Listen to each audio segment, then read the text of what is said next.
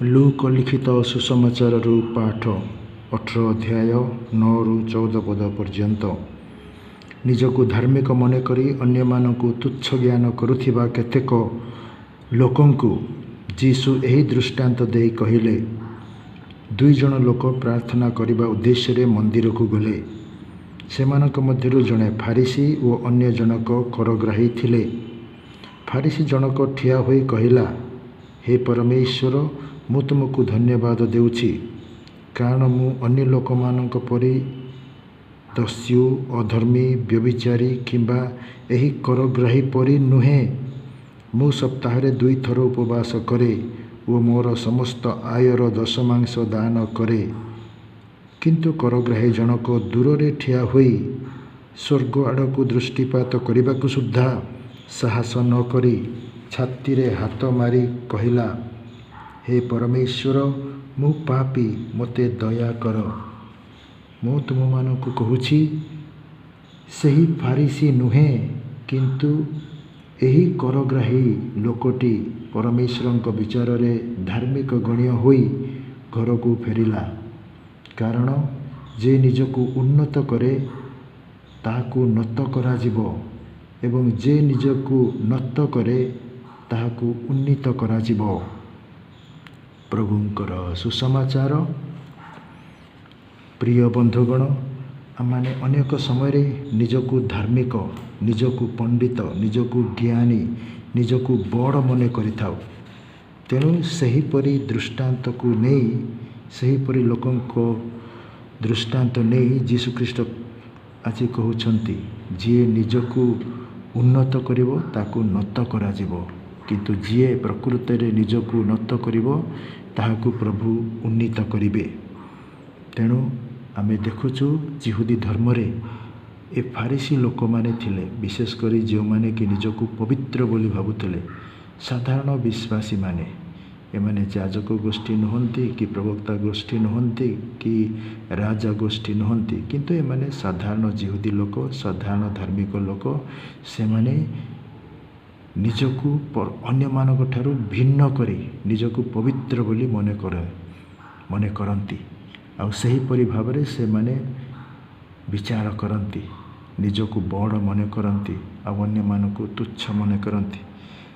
ତେଣୁ ଯୀଶୁଖ୍ରୀଷ୍ଟ ସେହି ଫାରିସୀଙ୍କର ପ୍ରାର୍ଥନା ଆଜି ଆମମାନଙ୍କୁ କହୁଛନ୍ତି ଯେ ସେ କିପରି ନିଜକୁ ବଡ଼ କରି ପ୍ରାର୍ଥନା କରୁଛି। ସେ କହୁଛି, ମୁଁ ଦସ୍ୟୁ, ଅଧର୍ମୀ, ବ୍ୟଭିଚାରୀ କିମ୍ବା ଏହି କରଗ୍ରାହୀ ପରି ନୁହେଁ। ମୁଁ ଏହି ପାପୀମାନଙ୍କ ପରି ନୁହେଁ। ନିଜକୁ ସେ ନିଷ୍ପାପୀ ଭାବୁଛି, ନିଜକୁ ସେ ଧାର୍ମିକ ଭାବୁଛି, ନିଜକୁ ସେ ବଡ଼ ମନେ କରୁଛି, ଆଉ ଅନ୍ୟମାନେ ସବୁ ଛୋଟ, ପାପୀ, ଦସ୍ୟୁ, ଭ୍ରଷ୍ଟାଚାରୀ ଏହିପରି ଭାବିକି ସେ ପ୍ରାର୍ଥନା କରୁଛି ଆଉ ପ୍ରଭୁଙ୍କୁ ଜଣାଉଛି, ସତେ ଯେପରି ପ୍ରଭୁ ଜାଣୁନାହାନ୍ତି। ପରମେଶ୍ୱର ହେଉଛନ୍ତି ସର୍ବଜ୍ଞ, ସେ ସବୁ ଜାଣୁଛନ୍ତି। ଆମେ ପାପୀ କି ଆମେ ଦସ୍ୟୁ କି ଆମେ ବ୍ୟଭିଚାରୀ କି ଆମେ ଭଣ୍ଡାମୀ, ସବୁ ପ୍ରଭୁ ଜାଣୁଛନ୍ତି। କିନ୍ତୁ ଏହି ଲୋକଟି କହୁଛି ଯେ ମୁଁ ଏହିମାନଙ୍କ ପରି ନୁହେଁ। ନିଜକୁ ସେ ଉନ୍ନତ କରୁଛି, ନିଜକୁ ସେ ନ୍ୟାୟ ଭାବୁଛି, ନିଜକୁ ସେ ଜ୍ଞାନୀ ଭାବୁଛି। ଏହିପରି ଭାବରେ ସେ ପ୍ରାର୍ଥନା କରୁଛି।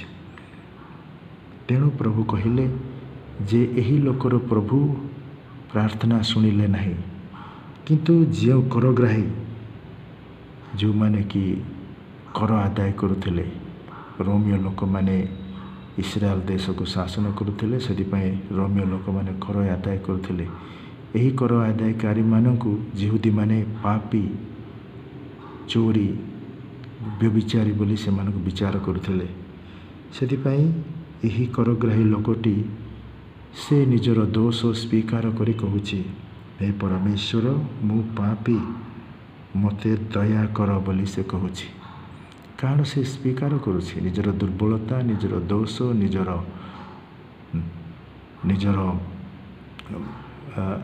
ମାନେ ଛୋଟ ଜାତି ହିସାବରେ ସେ ନିଜକୁ ସ୍ୱୀକାର କରୁଛି ଆଉ ପ୍ରଭୁଙ୍କ ନିକଟରେ ସେ ନିବେଦନ କରୁଛି। ଆଉ ସେ ସଚ୍ଚୋଟତାର ସହିତ, ବିଶ୍ୱସ୍ତତାର ସହିତ ସେ ପ୍ରାର୍ଥନା କରୁଛି। ସେଥିପାଇଁ ପିତା ପରମେଶ୍ୱର ତାଙ୍କର ପ୍ରାର୍ଥନା ଗ୍ରହଣ କରନ୍ତି। ତେଣୁ ବନ୍ଧୁଗଣ, ପ୍ରାର୍ଥନା କହିଲେ ପ୍ରଭୁଙ୍କ ସହିତ କଥାବାର୍ତ୍ତା କରିବା ବା ପ୍ରଭୁଙ୍କୁ ଆମର ହୃଦୟକୁ ଉତ୍ତୋଳନ କରିବା, ଆମର ଆତ୍ମାକୁ ଉତ୍ତୋଳନ କରିବା, ଏପରିକି ଆମର ଶରୀରକୁ ମଧ୍ୟ ସମର୍ପଣ କରିବା। ଏହା ହେଉଛି ପ୍ରାର୍ଥନା। ସବୁକିଛି ସମ୍ପୂର୍ଣ୍ଣ ରୂପେ ସମର୍ପଣ କରିବା ହେଉଛି ପୂଜା ବା ଆରାଧନା। ହେଲେ ଆମେ କେବଳ ପ୍ରଭୁଙ୍କୁ ହିଁ ପୂଜା କରିଥାଉ, କେବଳ ପ୍ରଭୁଙ୍କୁ ହିଁ ଆମେ ଉପାସନା କରିଥାଉ। କେବଳ ପିତା ପରମେଶ୍ୱର, ପୁତ୍ର ପରମେଶ୍ୱର ଆଉ ପବିତ୍ର ଆତ୍ମା ପରମେଶ୍ୱରଙ୍କୁ ହିଁ ଆମମାନେ ସମ୍ପୂର୍ଣ୍ଣ ରୂପେ ଅର୍ପଣ କରିଥାଉ। କାରଣ ତ୍ରୈକ୍ୟ ପରମେଶ୍ୱର ହେଉଛନ୍ତି ଆମର ହର୍ତ୍ତାକର୍ତ୍ତା। ତାହାଙ୍କ ନିକଟରେ ଆମମାନେ ପ୍ରାର୍ଥନା କରିଥାଉ। ଆମମାନେ ଶାରୀରିକ ଭାବରେ ପ୍ରାର୍ଥନା କରିଥାଉ, ଆମର ଶରୀରକୁ ଅର୍ପଣ କରିଥାଉ। ଆମେ ବାଚନିକ ଭାବରେ ଆମମାନେ ପ୍ରାର୍ଥନା କରିଥାଉ, ଆମେ କଥା କହିକି ପ୍ରାର୍ଥନା କରିଥାଉ। ଯେତେ ସବୁ ପ୍ରାର୍ଥନା ଗୁଡ଼ାକ ବହିରେ ଲେଖା ଅଛି, ଆମେ ତାହାକୁ କହୁଛୁ ବା ପଢ଼ିକି ପ୍ରାର୍ଥନା କରୁଛୁ। ଏଗୁଡ଼ାକ ହେଉଛି ଆମର ବାଚନିକ ପ୍ରାର୍ଥନା। ଆଉ ଆମମାନେ ପ୍ରଭୁଙ୍କ ସହିତ ମନରେ ଆମମାନେ ସମ୍ପର୍କ ରଖିଥାଉ। ମାନସିକ ପ୍ରାର୍ଥନା, ମନରେ ଆମମାନେ ପ୍ରାର୍ଥନା କରିଥାଉ, ମନରେ କଥା କହିଥାଉ। ଆମର ବିବେକ, ଆମର ମନକୁ ଆମେ ବ୍ୟବହାର କରିଥାଉ। ଠିକ୍ ସେହିପରି ଆମମାନେ ହୃଦୟରେ ପ୍ରଭୁଙ୍କୁ ପ୍ରାର୍ଥନା କରିଥାଉ। ଆମର ହୃଦୟକୁ ଆମେ ସମର୍ପଣ କରିଥାଉ, ଆମର ଇଚ୍ଛା ଶକ୍ତିକୁ ଆମେ ପ୍ରଭୁଙ୍କଠାରେ ସମର୍ପଣ କରିଥାଉ। ଏହିପରି ଭାବରେ ଆମେ ହୃଦୟ ଦ୍ୱାରା ଆମେ ପ୍ରଭୁଙ୍କ ସହିତ ସମ୍ପର୍କ ରଖିଥାଉ, ଆମର ପ୍ରେମର ସମ୍ପର୍କ। ଆଉ ହେଲେ ଏହିପରି ଭାବରେ ଆମମାନେ ପ୍ରଭୁଙ୍କ ସହିତ ସମ୍ପର୍କ ରଖିଥାଉ। ଆଉ ଯେଉଁମାନେ ପ୍ରଭୁଙ୍କ ସହିତ ଉତ୍ତମ ସମ୍ପର୍କ ରଖିବା ପାଇଁ ଚାହାନ୍ତି ବା ଉତ୍ତମ ସମ୍ପର୍କ ରଖନ୍ତି, ସେମାନେ ହିଁ ଭଲ ପ୍ରାର୍ଥନା କରନ୍ତି, ନମ୍ରତାର ପ୍ରାର୍ଥନା କରନ୍ତି। ଯେଉଁମାନେ ଖୋଲା ମନରେ, ଖୋଲା ହୃଦୟରେ ସେମାନେ ପ୍ରଭୁଙ୍କ ସହିତ କଥାବାର୍ତ୍ତା କରନ୍ତି, ସେମାନେ ହିଁ ଧନ୍ୟ।